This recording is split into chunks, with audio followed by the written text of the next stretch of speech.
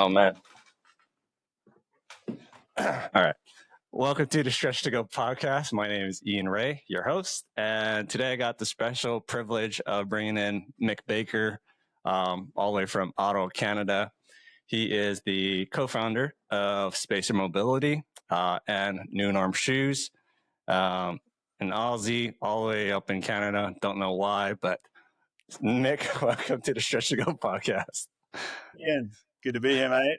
I could ask you so- the same thing. Why'd you move from Hawaii all the way over to the mainland? Hawaii is like a golden place, just like Australia. It is, man. Well, I guess to go back, so grew up in Hawaii. I was actually born in Japan. So I was born in Japan, lived there till I was 8, and then I moved to Hawaii. My mom's from there. So from 8 to 18, lived most of my childhood in Hawaii on the Big Island. And then right after, I just wanted to leave, man. Had an itch. I've been to the U.S., continental U.S. maybe like a few times growing up, but I always thought bigger, better things. And to me, having lived on a different island in Japan, like I've always wanted to get off and like, experience life. So just better opportunities. And then, went to college, Utah. And then from Utah, I met my wife, and then I moved to Texas, had my kids. The kids are both born there. And then now I'm here in Maryland. My wife's from Maryland. So just moved across, man. And during COVID, actually, in 2021, we did some travel nursing for 2 years. So we lived in Guam and then lived back home in Hawaii for a year. Traveled all over. And that's, I kind of mentioned to you in our conversation previously that we visited Australia during our Southeast Asia trip. And that's where I was like, ideally, if we could move somewhere outside of US, it would be Australia. We both agreed. We're like, this is awesome. It's safe. Weather's awesome. We love it. We love the people. We're both beach people, grew up on an island. So, and then just the vibe, man, like, cause even in Brisbane, like Melbourne, Sydney, we didn't go to any parts of Western Australia, but just being on the coast, even in Gold Coast, like it was just so surreal. Like, this is life here. Like, what the heck? Yeah, so, it's pretty nice. You can walk around barefoot in most places. Yeah. And people won't look at you weird. Yeah, no, definitely. Yeah. Actually, it's so funny you tell your story like that. It's pretty much same here. Like I went to America when I was 18, first visited, and I was like, I need to get out more. I need to venture somewhere big. And then during COVID, my wife and I also moved to Canada. So we made the move during that period of time. And it was really then when the business started to take off, because we're in North America. We started to just work with a few different health professionals, athletes, and we started to work with specifically CrossFitters. And we found out they had a lot of foot issues and they're always getting injured because they're putting their body under so much stress. And then we just found like a little niche where, these people really need our products. So we started to develop the product range a lot around their needs and the issues they were having. And then it was never really meant to, I think, be the business that it's developed into. It was more just like, how do we scratch our own itch? So my wife, Meryl, had a lot of foot issues and she was finding things for herself. And then we just built a little business around that, and it just kind of grew to where it is now. So I guess what was your background prior to starting Spacer Mobility? So my first real job, I guess you would say, was in the nutrition industry. I had a bunch of nutrition supplement stores in Australia. So I was really fascinated by health and how it affects people's performance. And so I was always really interested in, like, I guess, bettering self. And then my wife's background was communications. And when we first got married, we were always throwing around little business ideas here and there. And one day, when she started to find benefits from fixing her own feet, we just kind of scratched our head and we thought, maybe there's a business here. Like, maybe we can do something. So I also had an e-commerce background, which helped us start our first website.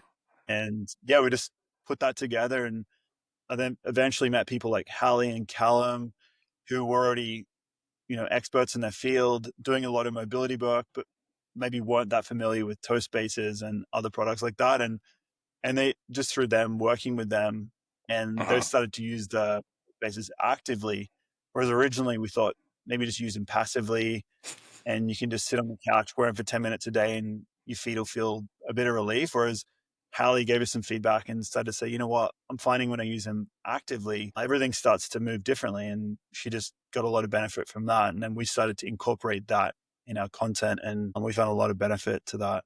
And really that's how what we've done as we've evolved our products. We developed the Rock Mat, which is based on, we lived in Hong Kong. There was pebbles that were all around the city. So they would have a bunch of pavement and they'd put these big rocks in it. And people would go, mostly elderly, just go walk along these rocks to get Uh-huh. some proprioception and stimulate the nerve endings in their feet. And we thought, okay, that's a bit too hardcore for America in the West, maybe because they're wearing shoes all the time.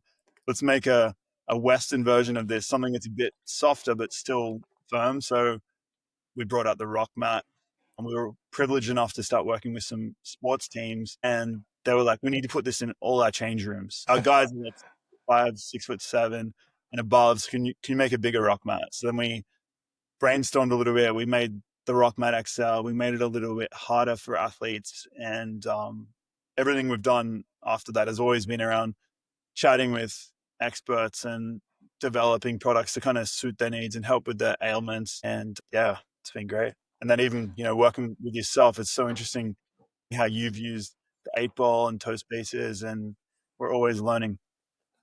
Yeah, this is definitely, so the 8 ball, for those of you who've never seen it, I would say it's a travel size. I mean, you can probably explain it better, but to me, I use this as a foam roller for not only the feet, but everything from ankles, calves. You can use it anywhere, basically anywhere, correct? Yeah, absolutely. And Yeah, yeah. we are foot health specific, but you can use it, lower back, hip flexors, wherever you feel a bit of tightness. I mean, you were just saying you did a 3 mile run Yes, today. today. So of course, put this on instead of having to grab it. I mean, even this is so travel friendly. So like the idea, and like it's not too hard where it's going to hurt you, but it has these cool grooves too, so you can really get into the different parts of the, whether if it's your ankles, the calves. I mean, it's just so intricate, detailed, instead of just a piece of piece of like where you just roll it. It's pretty cool to have these grooves, just just for your neurosensors, I guess, especially your feet too. I mean, that's the Rock XL has helped me, especially first thing in the morning. I use it to wake up my senses. First thing in the morning, just go there. You don't have to unload the dishes. Boom, it's right there in front of it. So, I love it. Kind of Any funny points because first? yeah, yeah. It's funny because like even the ToeSpacer socks. My mom, she saw I had like ToeSpacer socks. I was like, like we use that in Japan, right? I'm like, really? It's like, yeah, they use that in Japan like all the time. I'm like, I did not know that, but I guess they did. So, yeah, it's cool to see. Like I know there's a couple of content creators that you guys have in Japan, that they use the spacer mobilities, um, and whatnot. So it's like you guys have all these different experience, even for like you're mentioning, like in Hong Kong, seeing this like different parts of the world who use this, but you guys are making it more of a I don't know, accessible thing for people to say, hey, this is what people are using, all over the world. This is how they used to just in a normal daily life, and this is how So it's Yeah, I mean, cool. travel is so fascinating. You go to China, Japan, a lot of Southeast Asia, and they have great mobility. They're squatting, and in the rice fields, their squat is absolutely perfect. Whereas you come to North America and you ask someone over 30 really to squat, and their heel's going to lift off the ground. They just don't have the mobility to do it because we're always sitting in our car, we're sitting at our desk, and we're not used to using our body the way in a natural form. Whereas, yeah, someone like, that's why we're blown away. We're living in Hong Kong and these people are 70, 80 years old, have better mobility than us. We're like, we're doing something wrong. We need to mimic what they're doing. Like, how do we like reverse our aging and get, the same mobility as my kids have? Sure. We're on the right track to that. But even I learn a lot from my own kids that they're doing little things with their feet, and their toes are mostly out of shoes, which is great. But when they Uh-huh. are in shoes, make sure they're in a wide toe box just to make sure they're not getting the foot deformity that everyone gets. Even living in Australia, growing up, as much as we were barefoot, going surfing, walking in the mall barefoot, eventually when you get a job and you go into standard society, the shoes available are very limited to, I mean, now it's changed a little bit, but it's kind of like, do you want a Nike, a Reebok, a New Balance, or something, and they all have the same mold. And Yeah. it's, going to crush those toes. You're mentioning about squatting and whatnot, because when we were traveling to Australia for 3 weeks, prior to that, we were in the Philippines. So my wife grew up in the Philippines. And so, My wife's family grew up in Philippines too. Okay. We have a lot of similarities. It's wild. So like that was my first time, right, in like any third world country, any place outside of Hawaii. So like I heard about Philippines, grew up in Hawaii, but like never been there. So when I went there, like obviously in the barrio they call it, where the outskirts, the outskirts basically of town, like you'll see these people like squatting on the road just low, like to the ground, and I'm like, dang, like what are they doing? So that's just how they normally are. Like outside, they're just squatting down, like they're just chilling on the side of the road, and that's how they sit. They don't really sit on chairs. They just pop a squat and just sit there comfortably. I'm like, and then of course, me myself here, I'm like 30 years old. I'm like trying to do that for like not even 2 minutes. I'm like, my knees are aching. I'm like, dang, that's bad. So like, there's a lot to work to be done on my part too. For sure. I found a few times in Hong Kong, I would try to help an elderly person. They're walking up really steep incline, carrying a bag of something, and you try to offer help, and they whack you away. They're like, "No, I've got this." Like, you realize, they probably got more strength than me. They should be helping. They don't need help. They've got the muscle mass. They've got the mobility. They can do it because they're always moving. It's not the mentality of like, get to 60, retire, sit on a couch, watch Netflix. It's like, no, we're always working. We're always using our body parts. They don't need to go into a Lifetime Fitness and do some cardio and do some weights. They're literally doing cardio in a day-to-day life, which is great. I think that's the way it really should be. Yeah. I guess, how long were you guys in Hong Kong? We spent nearly 2 years, and we had our first child, moved to Australia, be near family, and then eventually it was like, okay, now it's my wife's turn. Let's move to Canada near her family. And now we've stayed here for a while. So we've been here 5 years. Yeah. Okay. Dang. Yeah. My first time back in Japan was like, say, when I was 8 years old.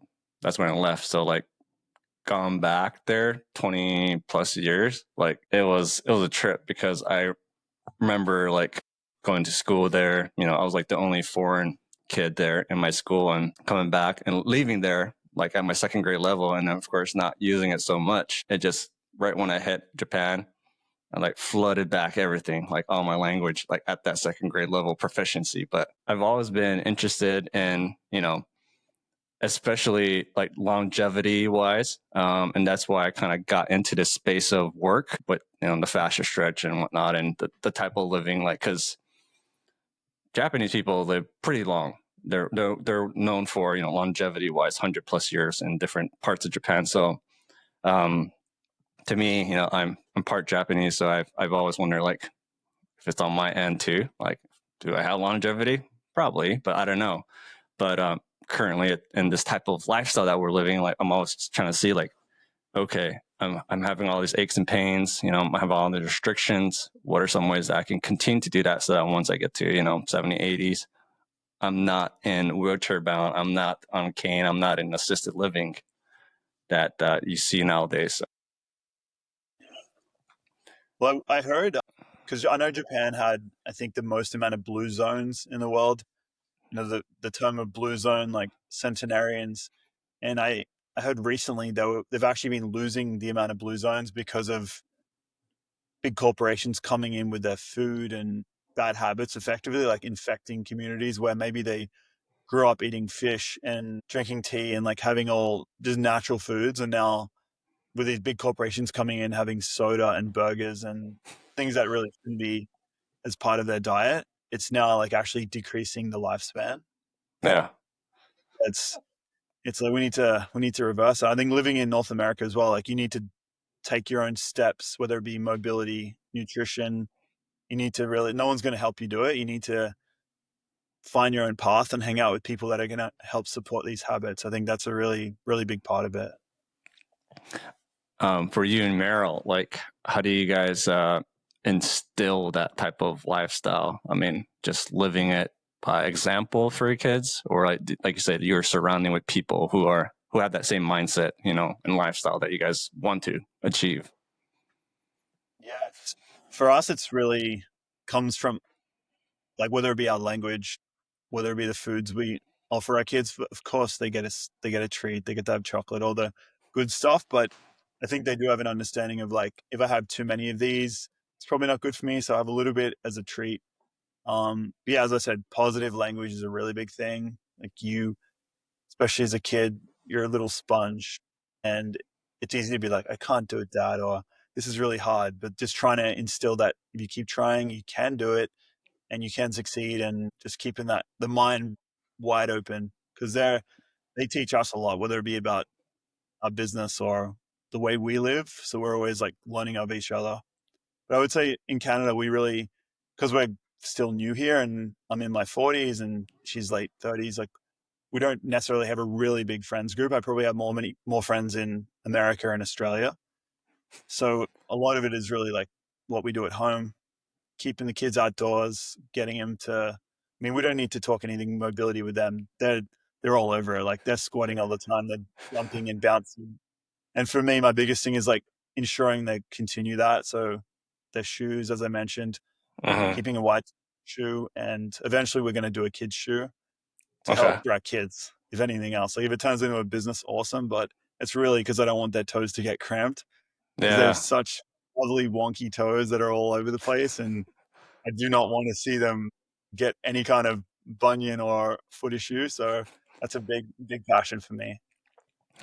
And I noticed too, because so having my kids in these barefoot shoes, I think we mentioned like what shoes did I get started in, and I started in the Wittens from Amazon, and I threw in my kids, barefoot shoes too. They're wearing it out. Like, I think their first pair of shoes, they wore it out, like literally, like the bottom of the soles is gone. So I'm like, oh great, that means they were using it. They were actually, using the shoes instead of these thick soles. So now on their second pair, but it will be interesting to continue to educate them why barefoot, because they always ask like, oh, why do I have to wear these shoes? But I tell them like, hey, look, I have these shoes too. And so that, obviously I show them like, this is your toe, this is your splay, like, you have beautiful toes, unlike my toes are crammed because I squished my toes into these things, or coffins we call it, and now I have to fix it, and yeah, definitely I think it's starting young. I remember I was seeing this on on social where they show the intricacies of the newborn's toes and how it just so splayed so beautifully, and of course throughout time, and I mean it just continues to become narrow and squished because of the type of shoes that the conventional shoes that we have nowadays. So I was never sold about wide toe box, because I was probably like everyone else, like, oh, they look funky, they look like clown shoes. But 2 years ago, working at a physio's clinic, she happened to be living this like holistic lifestyle that subliminally got me into this type of thinking, because I was like, oh, what's stretch therapy? And that's kind of what led down this path where I found a lot more people who were in the stretch therapy world who happened to be wearing barefoot shoes. And I was like, maybe I should think about barefoot shoes, because I remember being injured a lot in sports, playing basketball, volleyball. So I've always wondered, like, could it have been avoided? Have I learned about the type of proper shoes and footwear, or strengthening my feet? Because that's always been my case, is sprained ankle, knee, meniscus. I mean, you name it, from playing all those type of sports. Like, I was like, there has to be a solution. There has to be something so that I can get educated about why these are happening and occurring even in professional sports. Like, it's not a coincidence that like Jason Tatum, like, I remember I saw another person who's like, oh no.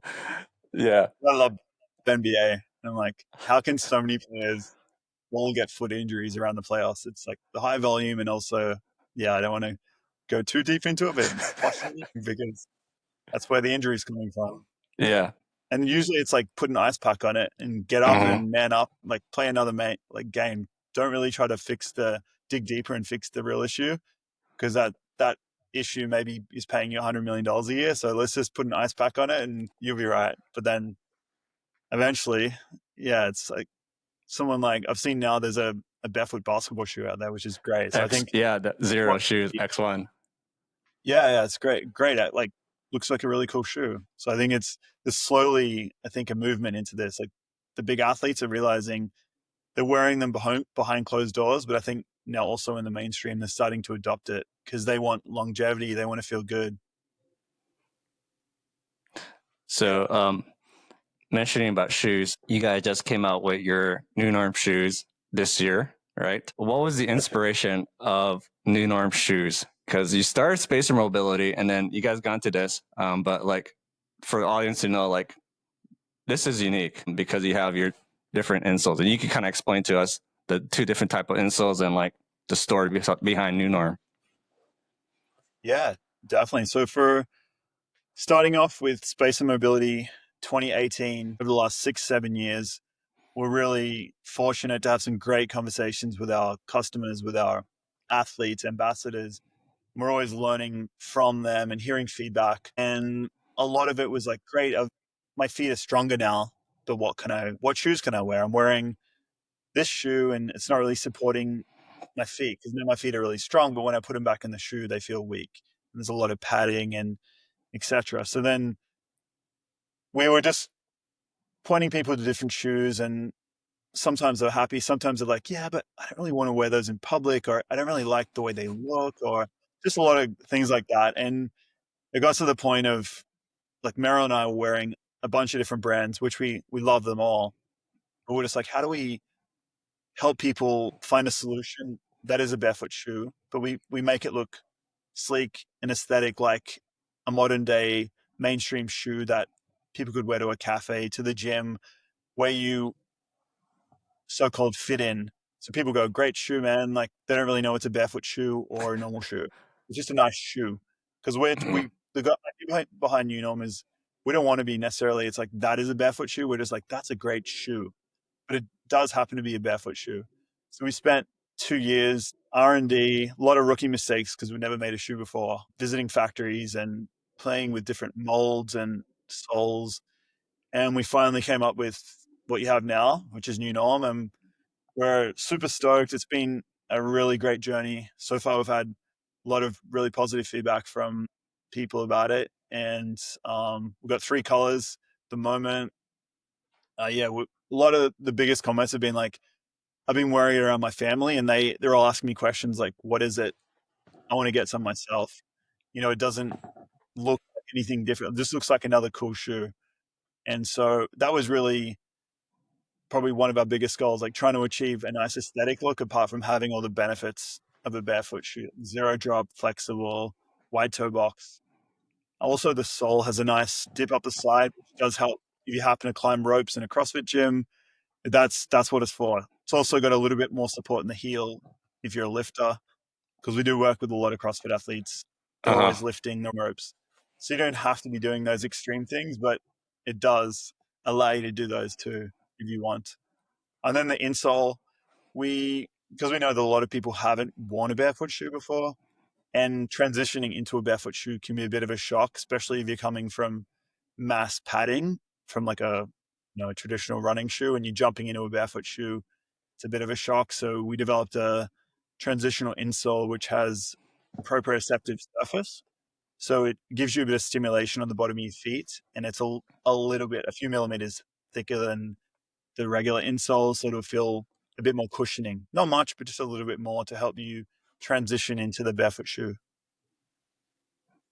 And then this is your the actual barefoot insoles, correct? From the transition to here. Regular insole, and that's the transition. Yeah, I liked it because it has these kind of reminds you of the rock mats again, just sensories for your foot to play in. And I think there's a test I see people where they put your foot on there and make sure if it's splayed out well, then that it's a barefoot shoes, that sole. But if you can't, if your toes are over it, then it's not a barefoot too. It's just it's not a wide toe box. And I think that's another thing I love about these Nunorm is that it's, you can split your shoes, you can split your toes so that it's not covering, because there are the difference between wide shoes and wide toe box, correct? Yeah, Yeah. exactly. Yeah. And I think, I've run across a couple of clients who are like I have wide shoe, I have wide feet. I'm like, great. You could probably get into wide toe box shoes. Your feet might feel really great afterwards instead of, and of course the hesitancy is, well, I have, plantar fasciitis. I need to wear these arch supports. I Super think rigid it's, bended yeah, shoes. Man, it's orthotics. like And then, we've spoken about toe strength, and when your toes are able to move in a shoe, guess what happens? They get stronger because they're moving. And then when they get stronger, everything else gets stronger. So then you are less likely to get plantar fasciitis and foot issues. But telling someone that when they've been recommended a really rigid, thick shoe, it's going to take a while, but you just got to keep going, keep trying to educate them on, try it a few times, try wearing something that allows your toes to move around, and just start, half an hour a day, walk around the house with these shoes on, and you'll find your foot will strengthen, your arch will switch on, and everything up the chain will start to align better.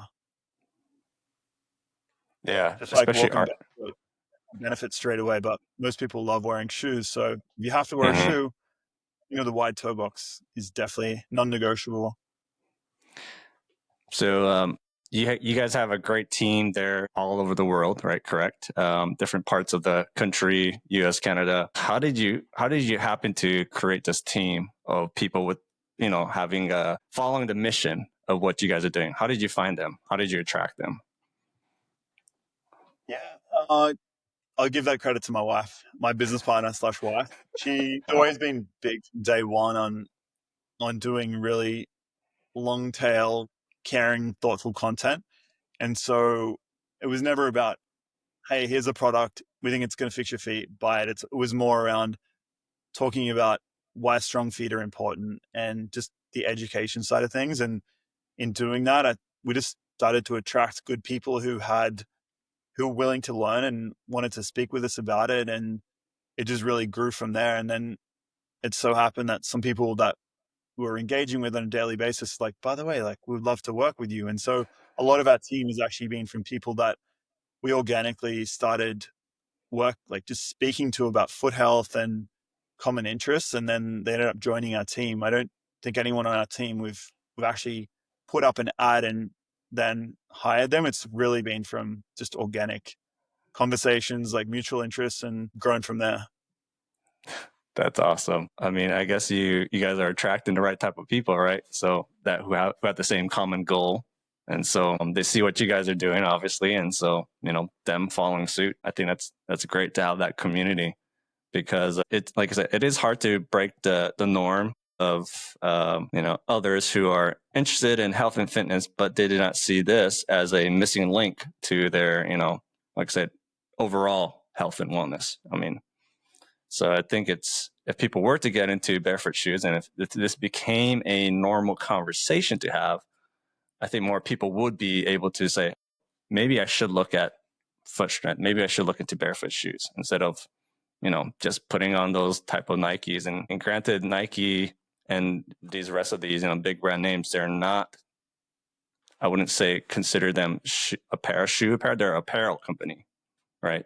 They create apparel, but they don't create shoes. Even though they say they have scientific research, I don't think they're missing that link of the foot, like why the foot functions and how it should function in a shoe, right? So it's something that I think you guys are doing a great job in educating and creating awareness for people to understand that this is a functional shoe for people to use in athletics and the daily walk. So Yeah, that's the goal for sure. I think that a lot of the big companies are actually now opening their eyes up to this too, which is great.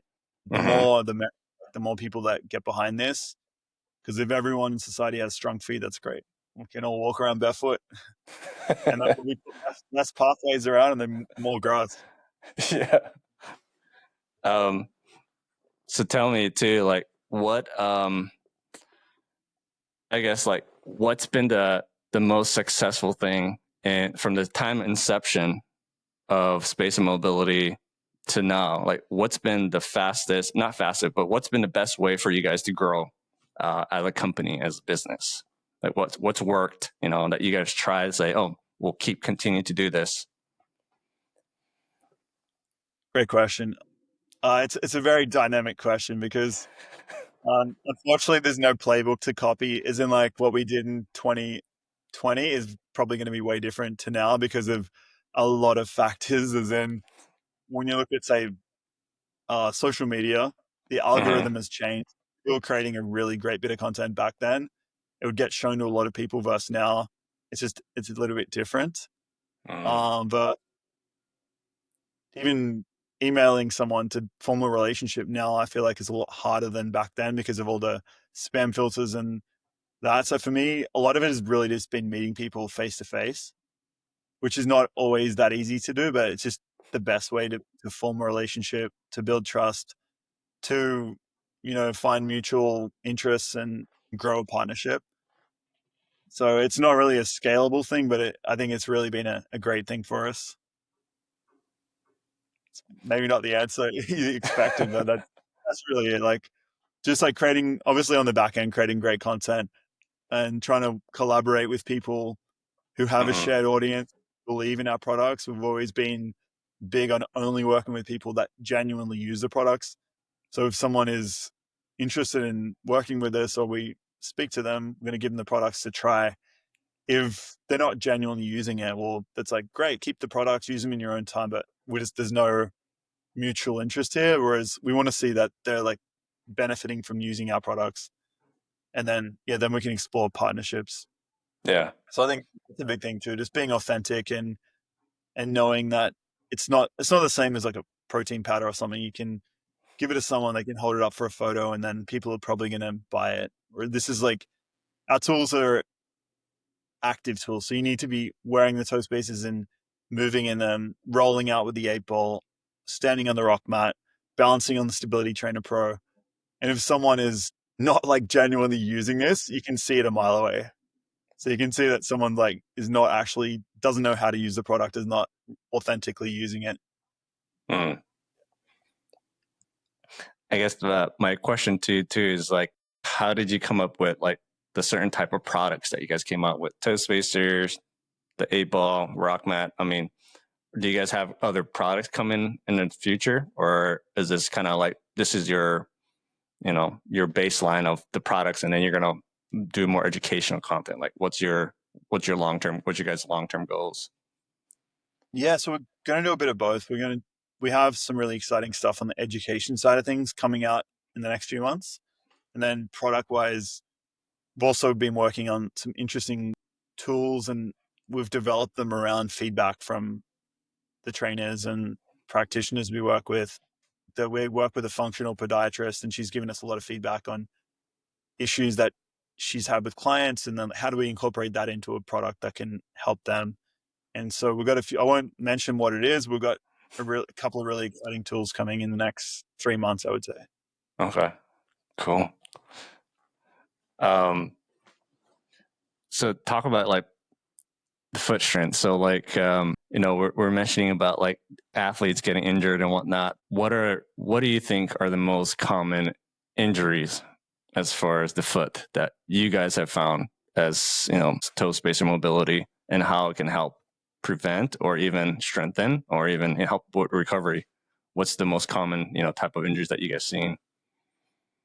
A really common one is definitely going to be plantar fasciitis, especially with the higher stack shoes coming and now also with carbon plates in running shoes. Just, shoes are becoming, it's almost more extreme on both ends. There's more barefoot shoes available, but there's also more thick, rigid shoes, like something with a carbon plate. There's no chance of bending that. And you might do a personal best, but the way I look at it, it's a little bit like swimming a race with flippers on and then saying you did a personal best. You didn't really do it. The shoe did a bit of it too. Yeah. A lot of people with all these new running shoes are then getting plantar fasciitis. So that'd be a big one. Bunions are also fairly common just from narrow toe box shoes. So one of the main foot issues that Merrill had when before we started was she was forming a bunion from wearing high heels, and that's why we developed the ToeSpacer to help counteract that. So they're probably the two most common. Okay. Yeah, that seems to be. I mean, with bunions too. That's that's common in women for sure. With I saw another picture of like LeBron James and his foot being deformed, and just but he's one of the best athletes out there. And Yeah. I remember seeing that. I'm like, man, if he was on board with like foot strength and like toe splay, like I wonder if he would even be better. I mean, but that's just how Have you his foot. actually watched the starting five on Netflix? He's actually wearing our spaces in that episode. No way, I really. think it's episode 2. So yeah, he's had a lot of time wearing basketball shoes. So I think Mm-hmm. behind the scenes, he's definitely really good at rehab and doing a lot of proactive things to strengthen. But I think just like due to the duration, wearing like 20 plus years of wearing these shoes, I'm thinking it's only in the last few years he's really tried to focus a bit more on the feet. Yeah. Yeah, it's we're really grateful to see him using them, and yeah, it's really good validation from our point. We're like, okay, we're on the right track. We're helping people, not Mm-hmm. just the average person. Like we're helping athletes too, which is great. So with CrossFitters, what other avenue of sports or athletes have you guys, seen use your products in helping with their performance and recovery? A lot of footballers. When I say football, I'm from Australia, so football in Australia is like rugby. But a lot of American football, Uh, also soccer, like athletes wearing cleats. Yeah, they're something like the toe spacer is quite logical for them. Like take the cleat off, the feet are aching, and then slip the toe spacers on, get some splay back in their toes. So they're two big sports. Gymnastics, we've had a lot of different gymnasts using our products because they do need a lot of mobility in their toes. All the jumping and running they're doing. Even we've had someone interesting recently was a diver. She was like an elite diver. She was telling us how much like she loves wearing the spacers because her foot and ankle mobility is so important when diving. And it's a hmm, sport I didn't really think of. And then I started watching her videos. I was like, wow, I can really see all the muscles in her feet activating, and the way from jumping off the podium. I'm not really versed in diving, but jumping off to like actually hitting the water and like the way your feet need to be, it's hmm. really fascinating. So I mean, really any sport can benefit, I think, from strong feet. Like even a swimmer, they're not standing, but they can have strong feet because they're using their feet like flippers. Yeah, that's cool. So for you guys, as far as the growth with spacer mobility and now Nunorm Shoes, I guess how do you think most people could transition into the type of products that you're using? I know you mentioned like using 30 minutes walking in. Do you guys give advice or like ways that people kind of can transition slowly? Because I had to do that myself. Is I had to transition slowly into barefoot shoes instead of just jumping in and using it. Like it took me a year for me to just fully get into barefoot shoes. So I would switch from conventional and barefoot. What are some ways that you guys advise or like give tips for people? Yeah, we've created a lot of really good content library around helping people transition into barefoot shoes. As you said, it takes a year for you. Some people it takes 3 months, but it definitely doesn't take a day. So the first thing is if you're putting on barefoot shoes, don't go and run 10 miles off the bat. Just take it easy. Walk around the house, walk to your local cafe, do a few miles here and there, probably walking to start with, just to getting used to how it feels, like touching the ground with every step. There's no padding that's going to save you. Like your feet may get a bit sore because you're using so many muscles in your feet. Mm-hmm. And then yeah, just building from there. On the space and mobility side, it just like wearing toe spacers, it can also feel a bit uncomfortable when your feet have such a splay. Sorry, it's a sticker for my daughter. Um, so just starting with 10 minutes a day, putting toe spacers on, getting used to feeling a little bit of discomfort in a good way. And something like even the Rock Mat, if you're walking on it for an excessive period, it's probably too much. So start slow. If it's a little bit too firm, some people can put a towel on it Okay. just to ease into it. And then if you feel comfortable, then, or you can wear socks. And when you feel comfortable, you can just walk on it barefoot. Yeah. And then I know you guys came out with the other toe spacers where you can actually insert into these, so you can expand it, correct? Instead of the the 5 loop, there's a 4 loop, right? That's also another option. Yeah. Yeah. So we just developed the ToeSpacer Flex it's great for someone who's never worn ToeSpacers because there's actually less of a splay when you're putting them on. A regular ToeSpacers will, for some people, maybe a bit too much. Like their big toe and their pinky may splay out too much. So the Flex gives you the optionality to give you a bit of a splay. And then if you're used to it and you want to go a bit more, by putting the plug in, you actually get more of a stretch than our regular 5 loop. And that's great for someone with a bunionette as well. Okay. So giving people options. So a beginner, they're great, but also advanced, you can put the plugs in and get more of a stretch. So definitely, I feel like most people who are looking into these type of products, where can they find it? How can they learn more about ToeSpacer and of course Nunorm Shoes? If you want to, feel free to plug in as far as your guys' website, ways to contact for people to reach out to learn more. So go ahead. Yeah, we'd love to hear from you. Reach out to us for Spacer Mobility. It's at Spacer Mobility on Instagram, and for Nunorm Shoes at nunorm.shoes. You can also go to our website, but it's on our Instagram. So in this day and age, Instagram is probably the best. Cool. Yeah, send us an DM. We'll get back to you. Our email's linked to. Send us an email. We'd love to hear from you. Awesome, man. Well, Mick, appreciate you for hopping onto the podcast. I love it when I can learn more about the story behind, and of course for people to know who's behind the story, the brand, because it's important for people to have that type of relationship, not only as a product, but there's a reason, there's a story behind of everything, and it's interesting for me to always learn more because I want to be behind 100% of something. Once I understand where they came from and where they're going, it makes it more human to me, especially on a personal level. So thank you so much for hopping onto the podcast. Appreciate it. Thanks, Ian. It's my second podcast ever. So I'm usually in a dungeon on my laptop doing work or like putting out fires somewhere. So it's nice to be out speaking and having a good chat. So it's been a pleasure. We'll have to catch up in Hawaii sometime. Still yet to go. Yeah, for sure. And for those of you who are learning, who are continuing to follow the Stretch to Go podcast, we're just, subscribe, follow, and we release new podcasts every Friday at 7 a.m. So don't forget. But yeah, thanks everyone. Appreciate it. Thanks.